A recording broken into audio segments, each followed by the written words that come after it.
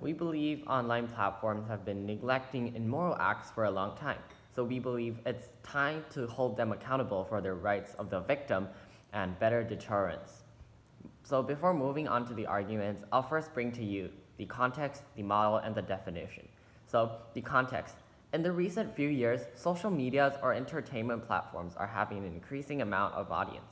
Therefore, videos are having much more influence with the rise of entertainment platforms and things like that. And moving on to the model, I have four points I'll be talking about. First is creating a committee and has a channel to report a certain artist. And second, the committee will force the artist to respond in the next 48 hours or their videos would be directly taken down. Three, if it was a false accusation, then their videos would be resumed. Fourth, if the committee do believe in the immoral acts really happened, then they're obligated to report to the court for further investigation. And moving on to the definition. We define immoral acts as stuff like discrimination, harassment, or basically committing a crime. Moving on to the arguments. First is about why these platforms have a duty to remove artists' works, and second, about why we create a better chance for victims to speak up and deterring potential immoral acts. First argument about why these platforms have a duty to remove artists' works is because these artists are very influential and platforms usually are the key to their influence. YouTubers can easily input a lot of ideas into their videos.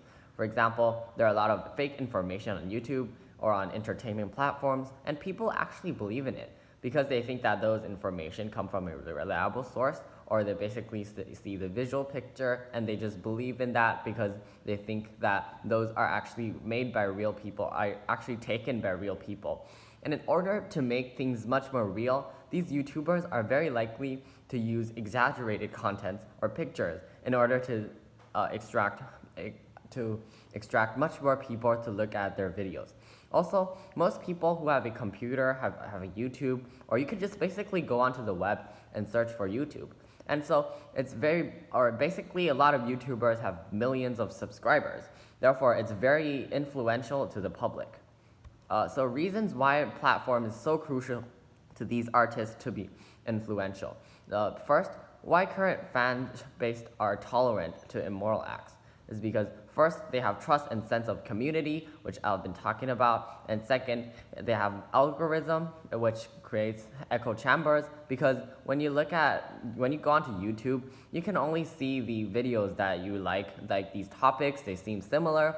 You can always get these topics that have appear on your YouTube page. And this is more likely for them to create echo chamber because they're not likely to see other topics that has completely different ideologies with them. And so in cases like discriminated speech, many fans still give easy excuses like it's just art and there's no right or wrong in arts, or they do so because they're so unique and they're a special person. Either because they're blinded fans because of echo chamber, or because people try to rationalize the status quo instead of challenging it. It's simply harder to challenge authority under their side. For example, when you think of Michelangelo's David statue, you won't think of like Michelangelo is actually a pervert, but you will think that, oh, he's unique and he's trying to create something that's special, right? Second, therefore, self-correcting mechanism isn't available. The platform is the best and only actor to stand out and is a new authority that is superior over the artist's authority. 3, people would try to mimic YouTubers and really admire these YouTubers. It's because people have an incentive to talk with other fans that like the same YouTubers because they can get much more attention from those who are also a fan of the YouTuber. And since they really like the YouTuber, they are very likely to think that certain YouTuber, he or she, is so awesome, and by doing the same thing with an awesome person, also makes you awesome. Yeah, so be moving on to the second layer about why is the platform's responsibility. Three reasons in this layer. First, the platform makes profit through the views, so advertisers would want to collaborate with them. So they also design roles and profit sharing with artists based on views and artists can attract. 2, it is the views and profits that incentivizes artists to do these immoral acts because most likely these things can increase the clicking rate. For instance, audience are more likely to click into a suicidal video or controversial video with racist speech. People like to see things that are adventurous or cool or sometimes stupid, which may mostly contain some kind of violence or harassment. For instance, by stating a statement that discriminates minority groups will probably bring you a lot of conservative audiences and fans.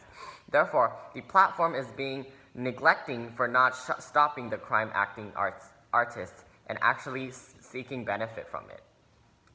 Moving on to the second argument about why is it better chance for the victims to speak up and deterring potential immoral acts. First, easier to report on a platform compared to suing a person on a court when artists usually hold much more power than victims is because first, chance to win a legal case is small for victims as rich artists can hire better lawyers under their side. And second, fans base and public pressure further hinder victims from speaking up. As a result, it's more likely that, which I've been explaining about that, as a result, they can currently choose not to report because they will be blamed by fans after reporting under their scenario because fans believe that a certain YouTuber may be very positive in the videos.